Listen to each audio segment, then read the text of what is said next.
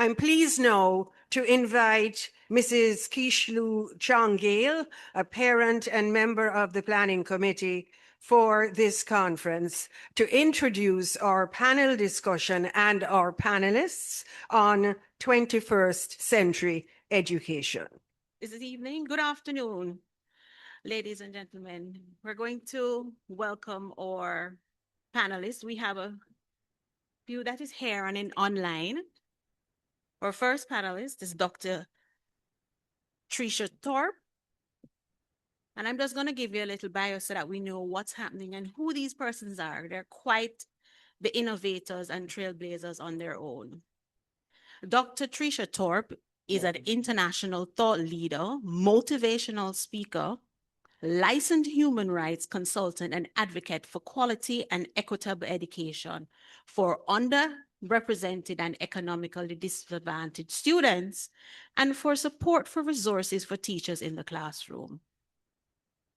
She is the co-founder and president of the U.S. Elite International, a global nonprofit organization that provides underrepresented and underserved students with access to opportunities to achieve higher education debt-free.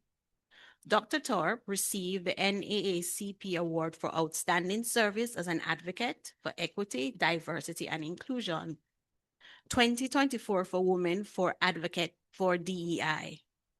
For the accumulation of her long life service to the global community, Dr. Thorpe received the White House Lifetime Achievement Award for Community Service in 2023. Dr. Thorpe has over 15 years of experience serving as a college professor, where she's recognized as a distinguished faculty, curriculum innovator, subject matter expert, and also awarded the Outstanding Provost Faculty Award.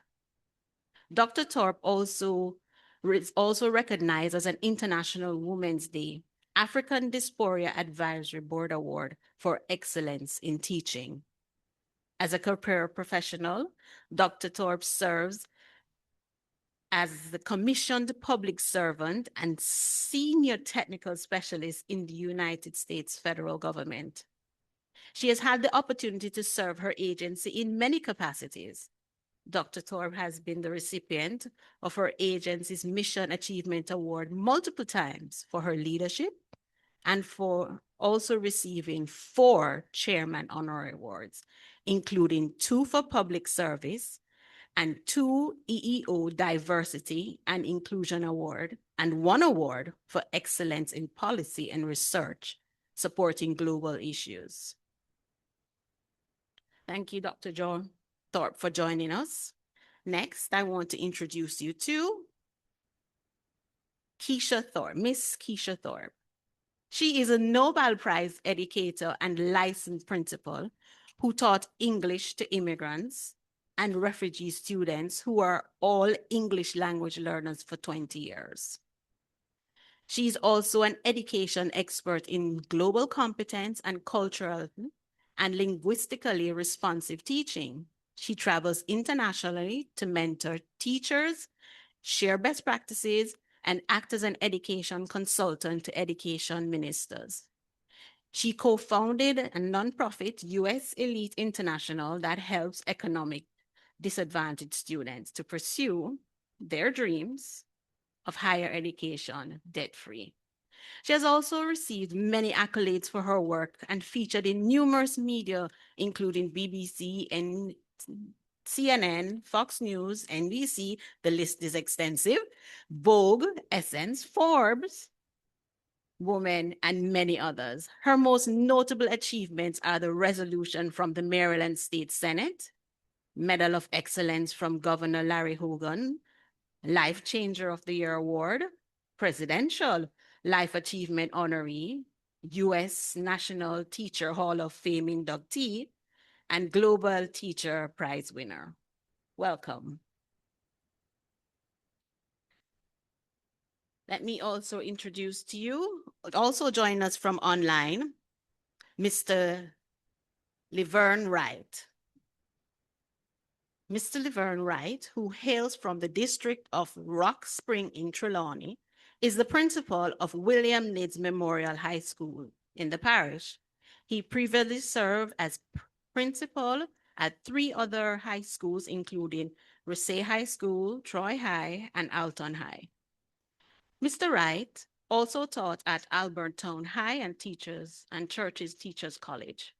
He is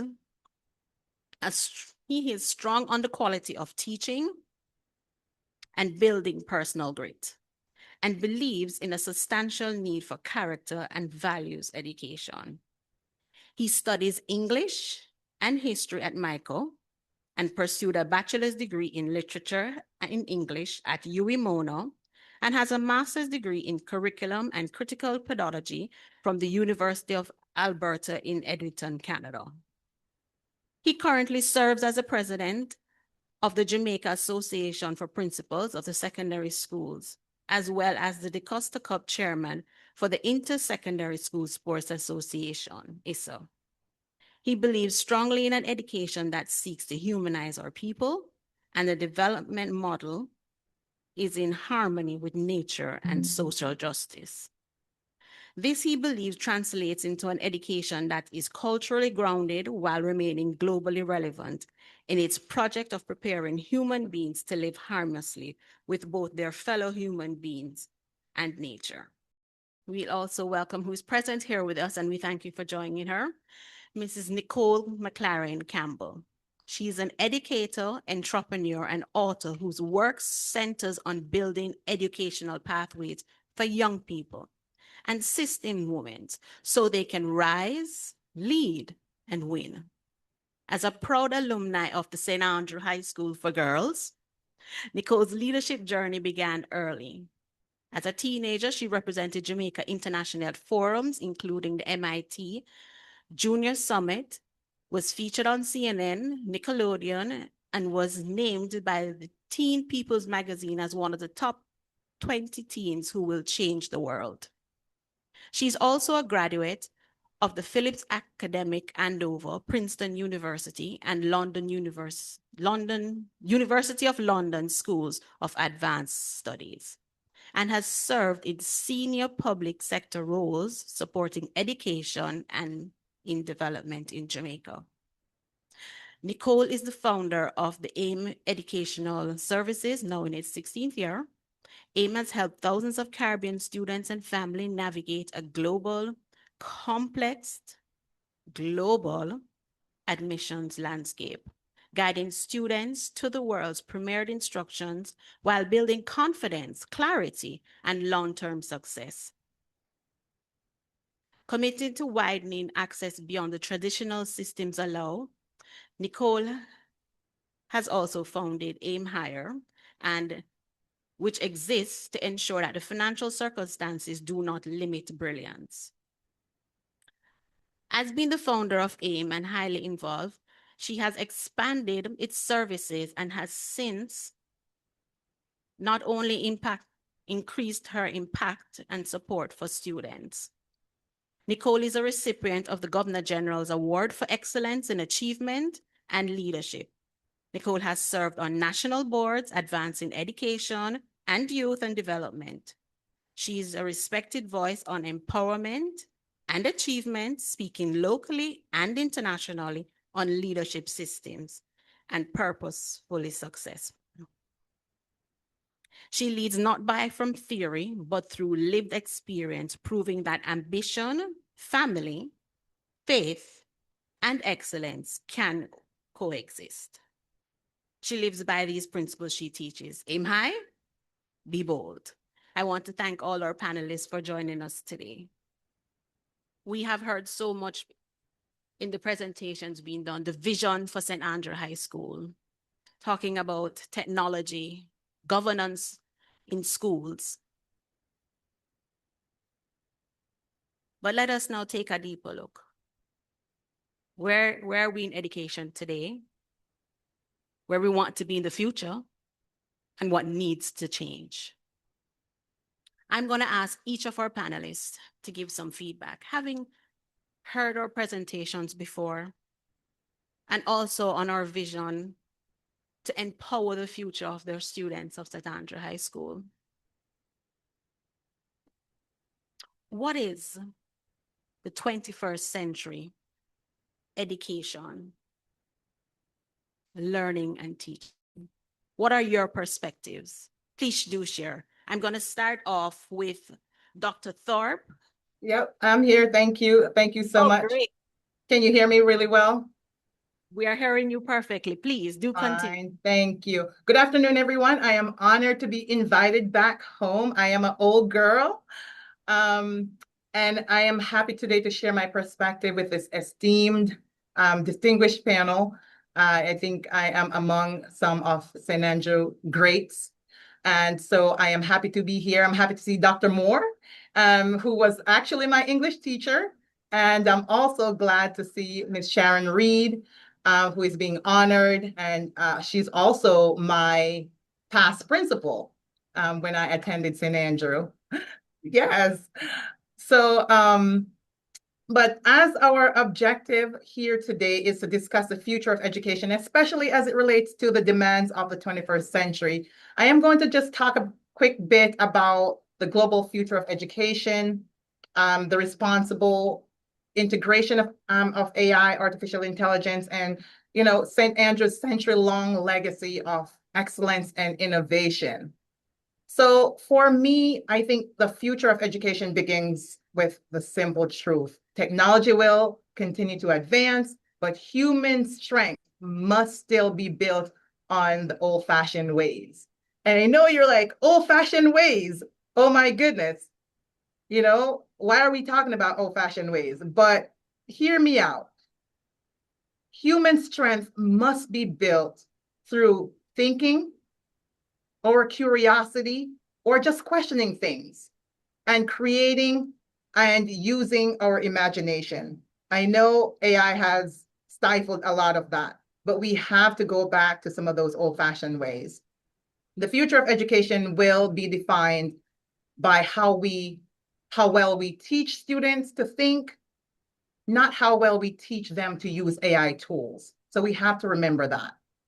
As a senior technology specialist, and also a business school professor, I see the benefit every day of using AI. And it is shaping how we learn, how we work, and how we create.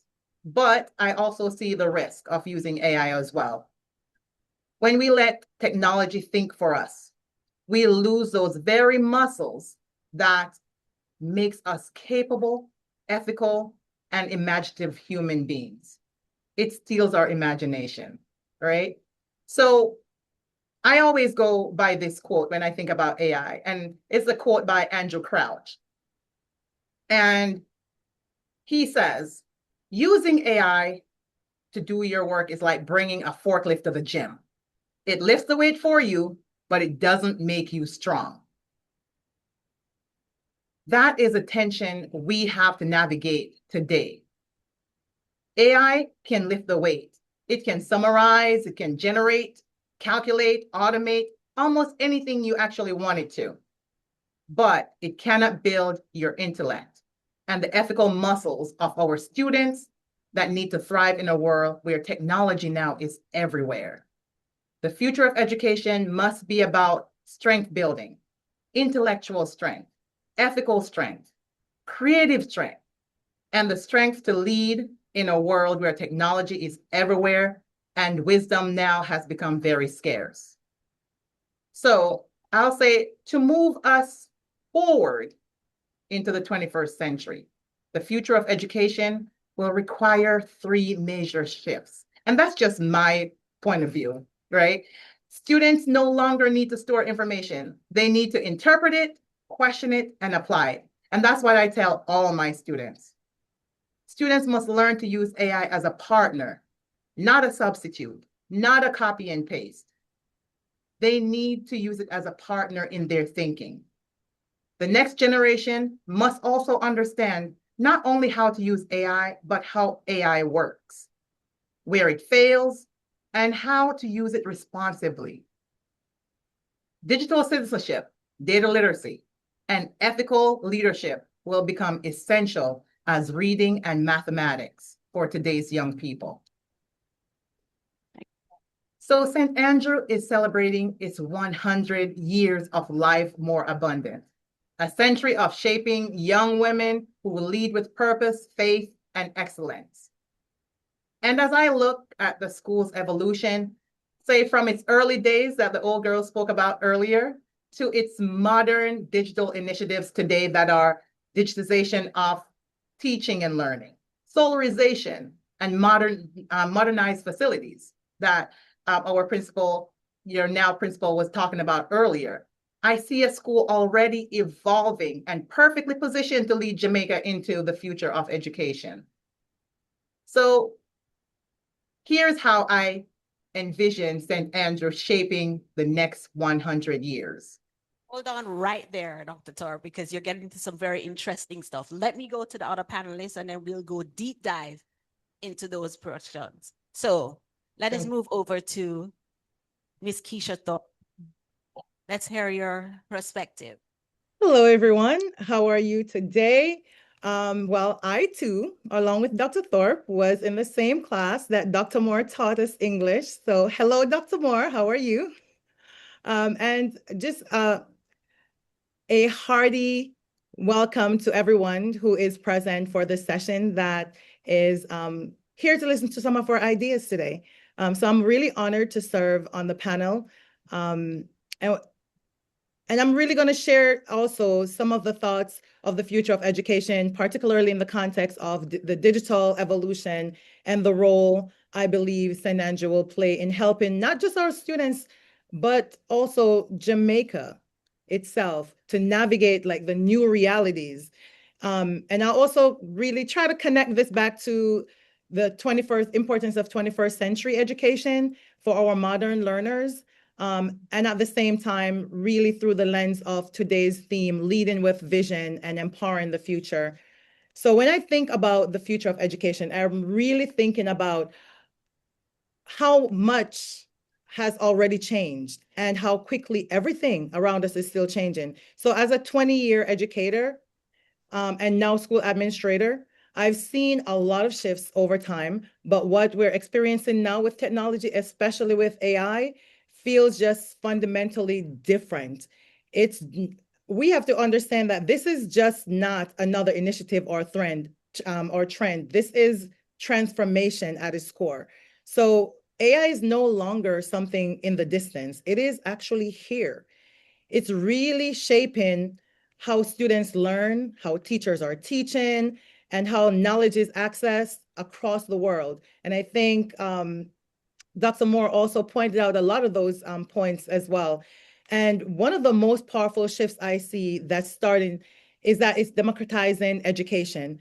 Students with access to technology, they can now tap into world-class resources, personal support, adaptive learning, no matter where they are. They can actually learn. So now that doesn't mean that equity issues are resolved, because we already know about the digital divide, right? So access to devices and connectivity is still a real challenge everywhere we go, especially places in Jamaica. But what it does mean is that the potential to level the playing field is greater now more than ever. So this brings us to 21st century education. And for me, it comes down to two things: relevance and access.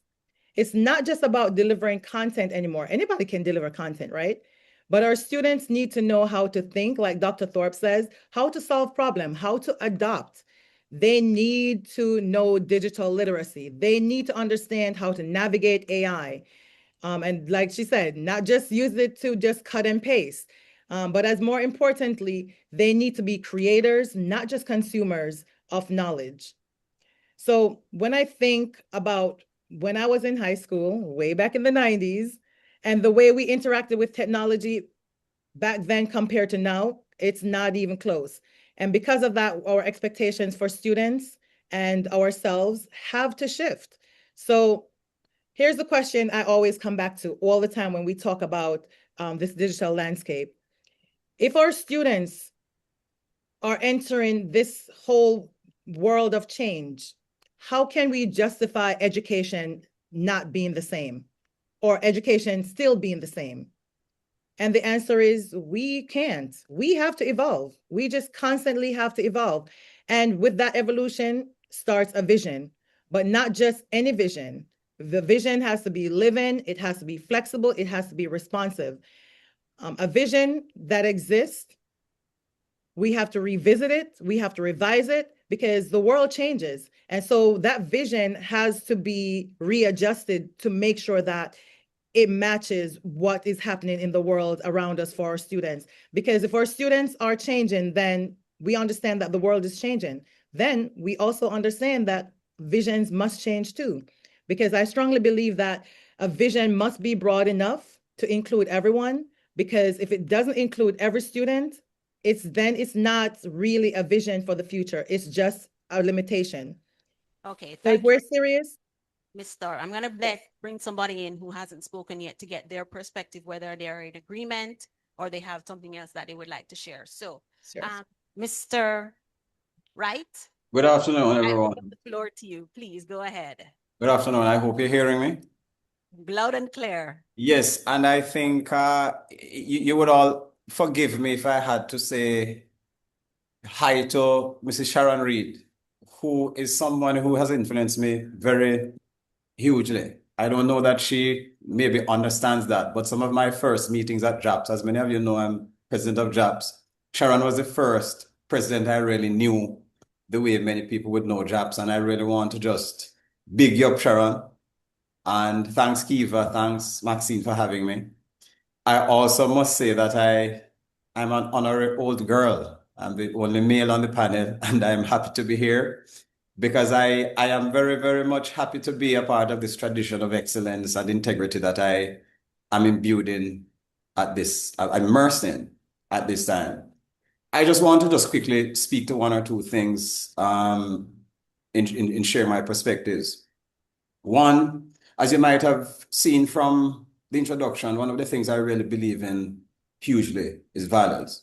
I think AI has its place, and it is something that we should be adaptable enough to embrace. But we have got to ensure that there is stable leadership to help to guide people to understand that AI should be something that's complementary and not a replacement for teachers and for pedagogy. A huge part of what we have to look at is how AI and technology is sold to us. In many, many instances, many of these persons who sell AI and sell technology want us to have it as a replacement because they're about profit. One of the things that your own Sharon Reed taught, and many of you understand that bring your own device policy that I learned of maybe long before many, many persons, because Sharon was so forceful about how that ought to work. And what she did, I know, was to guide the process of how technology was integrated into St. Andrew High School for girls. And I think St. Andrew High School has a model of integration that does not sideline the human beings in the process. Because the fact is that our children have to catch some of these values from teachers that they can't catch from AI. They have to understand things like integrity, that AI can actually become a force for making worse than if it is to try to replace it with the teachers. A huge part of 21st century education has got to be to support teachers to understand how to use this. Because the work of teaching has become so challenging for many teachers that anything that becomes a substitute for meaningful planning and meaningful thinking and understanding processes of teaching people how to think and how to be critical and how to justify and how to discern, they could actually want to use AI to replace these things. And in many instances, our children need models to assist them to do these things better these days. A huge thing that I think I must commend is the focus on integrity. One of the things Martin Luther King Jr. left us with is that integrity, or the measure of a man or woman, is not where he or she stands in moments of comfort, but is where he or she stands in times of challenge and controversy. You know, if you can answer that and understand where you are, young ladies, it is one of those things that I think will be of value. Again, with the leadership you have at school in Principal Ingram and what, someone like Sharon has left there, it is something that you will know. Because one thing about those two ladies is that while they are adaptable, there's a constancy about their focus on values, and that the school must be spiritually driven. That it must be purpose driven and guided by many of these things. I'm pushing finally that 21st century education is not so much now about what teachers cover, like what students discover. Our colleges, our systems have got to ensure that it's not just about curriculum coverage. It's about development of the human being in terms of thinking skills. And a huge part of what we have got to start doing better in education is defining those things like what's an insight, what's an inference, what's analysis, what's synthesis. We actually seem to believe that children ought to come and miraculously know those things. As teachers, we have got to get into the classrooms, and our lessons have got to be built around the practices and demonstrable things that help our students to see us practicing these things and understanding what they represent. I leave the rest for a little more in the discussion. Thank you very much. Thank you, Mr. Wright. So, Mrs. McLaren Campbell, you have a different perspective to add to this, both being involved in both local and international and the schools and the services you offer. What's your perspective and what is it that's needed? First of all, thank you very much for having me. And everybody gets a special greeting to Mrs. Reed, who was also my principal. But I'm also, since I'm quite young, I'm also seeing many of my teachers here as well. So I just want to say hello to everybody, first of all, and thank you for having me. I also feel a little bit set up because I speak last when everybody don't make all the points. They heard that I love to talk. So that's why everybody made the points. So I'm left with only this to say. Nevertheless, I thrive in challenging situations. So I really appreciated the insight on the increased need or attention to be given to supporting teachers, because really so much rests on teachers. I think there needs to be support for parents as well. In how we are parenting in the era of AI and the emphasis on values and what we are supporting and making okay for our children. And when I say making okay, I'm not saying from a control perspective. I'm just saying from a setting of standards and expectations and guiding conversations around the dinner table of this is what ethical use of AI looks like. This is how AI is helpful. This is how it might not be as helpful. And just, as I said, the teachers, the parents, any adults that are in a position of influence when it comes to young people, that's really, those roles are really important, because what I have seen in my own house with my Gen Zs and I've seen in the many, many students that I continue to coach is that they have to be enrolled in however we want them to engage with AI. If we are saying, okay, don't take the easy way out, we want you to be able to think critically, we have to actually enroll them in why that's useful, in why they should be doing that. Because we've started having those conversations with our students. As recently as this week, we had a session talking about how they're using AI to study and prepare for exams. And one student shared that she felt really badly because last year she knows for a fact that one of her peers used AI in the preparation of SBA, and that student ended up getting a 1, and she decided to do it the hard way, and she got a 2. And so she felt that, well, she was rewarded, I wasn't. And those kind of conversations are really important to have to help our students to understand that this is about a long-term investment in your life right now. The way AI has, come up in the past year alone in terms of usage and across all industries, we have to be able to have the conversations with our students and our children that, look, obviously the competitive advantage is not going to be in the hands of the people who are just using AI for everything. Higher order thinking is even more important because only a few people are going to have it left. If everybody can access the AI and the AI, you're using the AI to do everything, then it makes everybody that's just using the AI very equal. And then everybody who can think higher will get more and will be able to advance further. And this is in their lives, in their careers, in their businesses, in every single realm.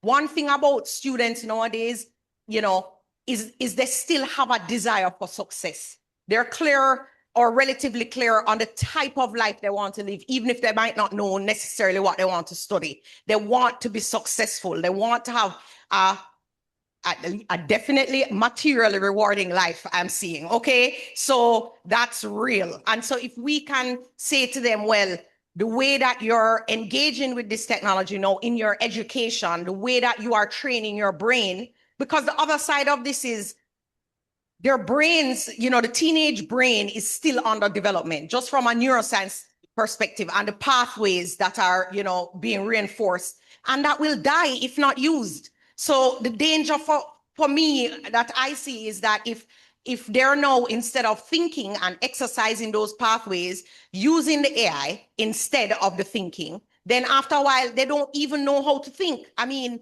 it can get worse. And so just being able to have those conversations and enroll them in the vision for why the easier way out is not beneficial for what they want to do and have for their lives, I think is really important. Because once we enroll young people and show them, you know, guide them and have them involved in these conversations, because one of the questions I wanted to engage Dr. Moore about was whether there was any representation at the CXC conference of actual students, because I think that they're really important for this conversation as well. And then the other point I wanted to make is that if we are saying that insights are important, critical thinking is important, the process is important, and not just the outcome, then we need to make sure we're testing for those things, because the tests become even more important. I mean, come on, it's the bottom line. I need to get a 1. It really is, you know, I am rewarded in the university landscape, scholarship-wise and everywhere else, in parent satisfaction, everywhere else, for that result. I am rewarded for the 1. So if the test is testing the outcome and I can get the outcome with AI, then that's what I'm going to do. But if I need to actually show how I'm thinking about complexity and actually come up with insights for real, and that's now the path to the 1, well, then I have no choice. That's what I'm going to have to learn how to do. So, you know, it's so multi-pronged, and I would like to second everything everybody else has said. All right, thank you for that. We've been talking, just listening about how technology plays a role in learning, and we've heard about from both our guest speaker and our other panelists about how we use technology, advantages and the disadvantages of AI. But I want to take it a little step further into asking, are we designing system for all of our learners? And how is it that we can use AI to assist in this? I'm going to give you a minute to just share your thoughts, and then we just go around. So I'm going to start off first with Mr. Wright. Well, it's one of the reasons that I spoke about AI and technology being primarily, many people are not so clear, for profit. There's a guy, Mo Goddard, who was the business developer for Google, who left Google because he had some challenge with where he saw AI was going. And I think because for many, it's about making money. One of the things I think as educators we have to do is that we have to ensure that it is about providing access and giving people greater access to the tools that will help them to become better human beings, because it can do that. The important thing for us is to be discerning enough and lead well enough with the kind of moral courage that's about being responsible, that's going to help us to ensure that the landscape or the space in which we have our children, like at St. Andrew High School for Girls or any school that we're working, is one that provides the opportunities for all children to access AI in a healthy way, but also in a manner that allows them to become better human beings. Thank you for that. Dr. Thorpe, I want to pose this question to you and to hear your feedback.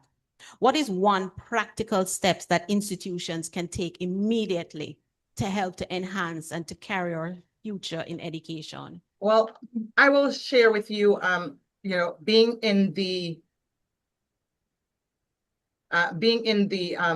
higher education space, I'll say something that we all can take as educators and bring into our space is training for ourselves.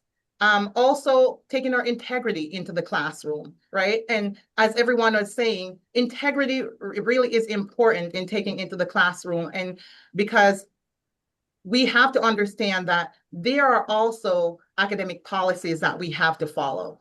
There are standards in academics that we have to follow. And so if we are taking those standards into our classroom, we are really preparing students with integrity to go out and use AI responsibly. And also, if we are training our teachers as well in how to use AI, for instance, my school, my college, we actually allow students to use AI.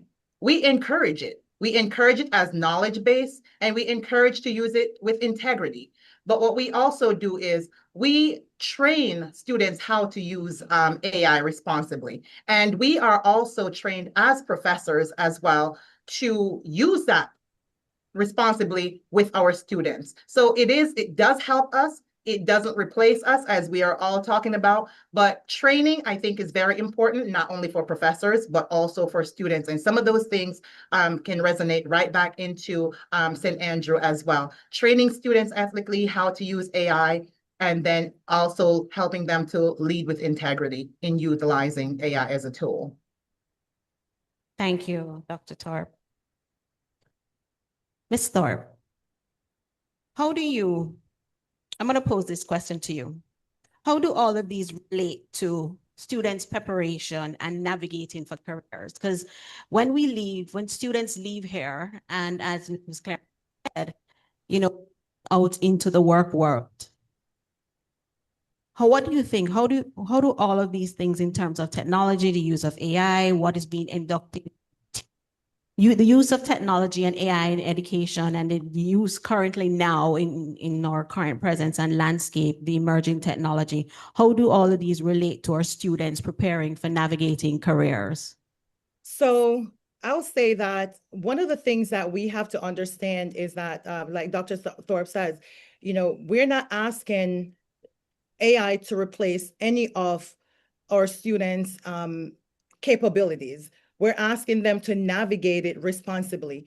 And when we think about what that will look like in the future, we have to think about the fact that with the modern landscape of education, it is necessary for our young people to be able to understand how to use this responsibly, because AI is not going anywhere. We have to catch up to it, and we have to be able to prepare our young people to use it responsibly and to also use it because it is going to prepare them to be competitive in the global landscape.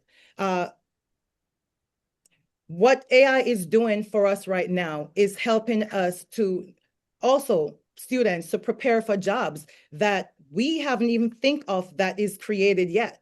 So it is a great tool to advance our students into the world of work.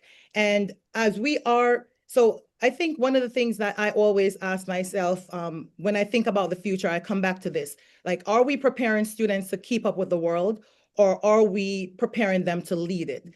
Because there's quite a difference in that. And one of the things I see is that St. Andrew High School for Girls really has the potential to do both, to prepare our students to lead and to also be able to prepare them to be great contributors to their country in terms of leading in digital literacy. So we really want to make sure that our young people do understand that AI is not going to replace all jobs. And it is necessary that they take in all the education that is necessary to make sure that they are competitive on the global landscape, to be able to compete with everyone else that is in the field. Again, when we think of the 21st century classroom and our modern students, we have to make sure that all of these things are being incorporated into instructional planning, into teaching and learning, so that we are preparing our students to be globally competitive and to be global citizens. Thank you. Thank you so much. Mrs. McLaren, your take. I think that one of the responsibilities that we have to our children and our students right now in education is helping to build that self-trust and confidence. I think that is really important, because if we're thinking about raising people or graduating people out into the world who don't just see themselves as responders to what is, or as just participants in the world, but rather shapers of the world, then they need to really believe that what they think has value, and that what they think and do can really affect things. And so, because then otherwise you just rely on the AI and assume that the AI is just smarter than you. And that's dangerous, because then that just becomes habituated, and then you even cease to think that, you even cease to create an opinion because you just don't think it matters. So I think it comes back to the classroom of, Dr. Moore mentioned this, but really interrogating the knowledge. And even when I think it was Dr. Thorpe, or I just had twins and I saw them on the screen. I'm like, wait, it's the same person. Okay, it took a while to adjust, but Dr. Thorpe or Miss Thorpe did say that the AI use is taught and encouraged at their college. I think it's Dr. Thorpe. And I think that's really important in the classroom. In other words, for example, a teacher could give the students this prompt or whatever it is to give the AI an assignment, and the AI have it. And then they critically reflect and talk about the ways in which the AI did not deliver on the assignment, and the ways in which it could have been better, and the ways in which the AI failed, so that they actually get to see that the AI no better than we, In other words, we are the ones, and the AI is actually programmed by humans. We're still humans with a brain that's better than the AI right now. And that we can, so we can reflect critically on what the AI has done. So I think even those kind of classroom activities need to happen, so that, because again, you don't believe things that are just said and talked at you, like, oh, you're smart, believe in yourself, your opinion matters. Does it really? Let's really look at why it really matters and why we are really smarter, for real. Agreed. We're seeing that in the landscape, and we're finding that students, and I find it very interesting that Dr. Thorpe says that they encourage it. I'm interested to know, what other tools or techniques that are you doing that we can embed here locally or in the Caribbean, that, in the use of AI. And we need to remember that a lot of us probably don't read it, but it actually says when we do AI, is that it is not 100% accurate, and you need to review. And I'm going to tell you, a lot of us as individuals and students don't review. We take it at its word, but there is a thing called hallucination and bias, and AI is rightfully not right. Yes. In the saying of what in the technology saying, garbage in, garbage out. But Dr. Thorpe, please do share with us some tips that we can implement here. And I think the teachers would be looking forward to see what else they do to enhance the learning environment. So thank you for that. So in terms of enhancing the learning environment, as Dr. Wright was saying, confidence, building students' confidence, and to trust what they've learned, trust their curiosity, trust their imagination, and to also trust the information that the teacher is giving them, right? And that we're using AI as a partner and not using AI to replace your thoughts. We always have to keep being creative and imaginative. And also, along with instilling confidence in students, I think while we're doing that, and while we're trying to utilize AI tools, train students how to use those tools. Train them how to use it responsibly and ethically, right? Some of those are some of the tips that I can share with using that. And also empowering teachers to use technology and the AI technology. Training teachers as well how to use that, because I know for my college, when we train teachers, we train them how to use technology. We train them how to use AI prompts. We train them how to, once you get the result that you're looking for, what do you do with that result? How to utilize it in your classroom, right? So for instance, if we are building out case studies, how can we use AI to build out case studies that we can utilize for the students that may articulate real world problems?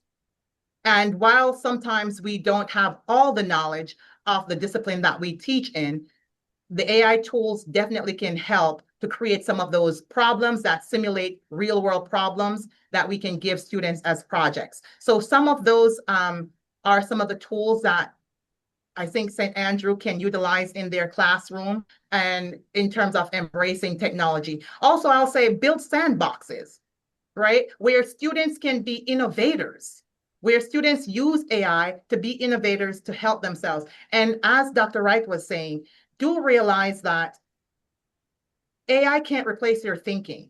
Really and truly, AI is an extension of our brain. AI actually is what we feed into it. So they use that, they take algorithms and they take what we put in and then really and truly interpret it and give it back to us. And they're really using the prompts that we give them, develop their brain, right? They're using that to develop the AI brain. So do note that we are in essence, smarter than AI. Don't shortchange yourself. Continue to be creative, continue to use ethically responsible, and believe in yourself when you use AI. And teachers should try to promote that confidence in the classroom. Thank you so much. To wrap it up, we're just going to say, since you're already on the floor, Dr. Torp, what is one thing you want persons or audience to take away? I will say, I just want you to go back to Andrew Crouch's words that are, like I said, was very important to me. Using AI to do the work is like bringing a forklift to the gym. It will lift the weights for you, but it doesn't make you strong. Use it responsibly, use it to help you. Don't use it to replace your own thoughts. Thank you. Ms. Thorpe? Yeah, I'll definitely say I agree with Dr. Thorpe. AI cannot replace who you are, your thinking. We need our students to be global thinkers. We need them to be creators, innovators. We need them to be entrepreneurial mind. And we just need our students to be able to make sure that whatever they are receiving in the classroom, that they're able to transfer that learning into real world application, not to depend on AI, but to be problem solvers. Yes, go ahead, Mr. Okay, Wright. I didn't hear. Well, just quickly, our guest speaker challenged us to read. And a huge part of what I think we must recognize is that AI is still new to many of us. I'm putting on record a suggestion to all of us. If you have not read a book called Scary Smart by Mo Gaudat, M-O, that's his name, is an Egyptian, Gaudatt, Mo Gaudat. It is an eye-opener. I was scared of it. And so I saw this book and it's one of those things. And a huge thing I really think we ought to take away from this is that for every single thing that AI does for us, if we are not careful, it takes away a little bit of us. What I'm asking us to do as both young people and leaders and teachers is to understand that AI is scary smart. Let's not think that because we're human beings and we see it as an existential problem.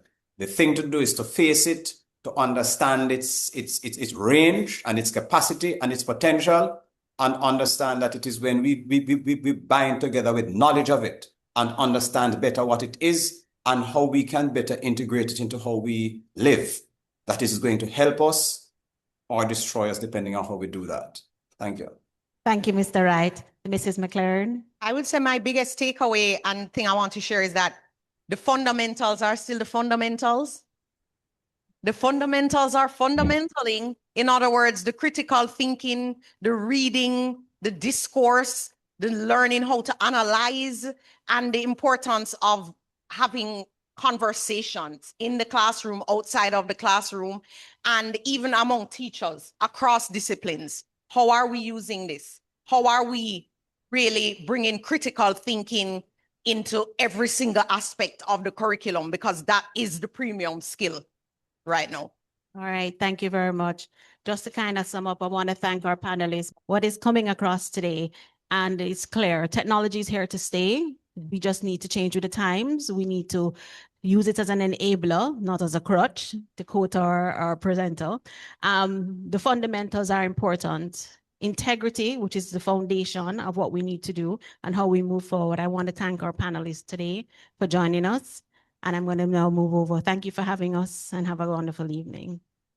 So I will just take the opportunity to quickly say from our sessions this morning, what has been left that I know you have your own, but what I can share is that clarity of purpose is key. We need to guard the mission relentlessly. Strategic leadership is a necessity. Accountability as the culture and framework. And I want you to be thinking about this in your own personal life, not just in terms of leadership and organizations, but in our own personal lives, clarity of purpose, having a clear mission, designing your strategic leadership, being accountable and holding that as the culture for your framework, designing and measuring everything you do for excellence, understanding that your culture is your governance priority and it's going to determine your values, identity, and behavior. Thank you for that, Radley. Excellence without values is not sustainable. We have to plan for future readiness. We have to focus on learning and empowerment. And as the person up here who said, you know, power resides in literacy and numeracy. It's not going anywhere. So anchor in the base, anchor in the necessary things. Recognize your voice and power. AI cannot, it does not match the undeveloped potential of human beings. We are using 5% of our brain capacity and running scared. I don't get it.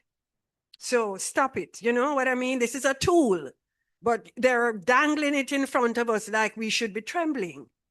No. So thank you so much, friends. God bless you all for your presence. It has been powerful. It has been perfect. It has been a gift. I want to say that our final activity for today is perhaps for me one of the most important because it will be the recognition of one of the most recent pioneering leaders of our school, Mrs. Sharon Reed. And so it is fitting that we should do this recognition in the Centenary celebrations as she led the process of reinforcing excellence through her pioneering activities. And we know that she represents a line of academic leaders who have built this institution, and we really do want to salute her. And I'm going to take Chairman's liberty, and I'm going to share now the vision that I was given this morning when I was getting ready to come, and it's a vision that I am to tell Sharon Reed. I do not know that you know the power you have downloaded. You were the keeper of the vision, the obedient servant, the performer of miracles. The very place upon which you stood was holy ground because you had the vision to behold it. To what degree do the rest of us want to see transfiguration? The means of it. And so we learned from Sharon Reed that the means of the power of transfiguration that every human being has is the power of prayer. The prayer of inner contemplation and the prayer of inner meditation and the prayer of which always knows that at any moment the source is revealing itself. She was open to God. She was given the vision. She was open for it. Many of us receive it, but are not open for it. She followed the instructions. She used her cruse of oil and she kept pouring. God bless you. I love you.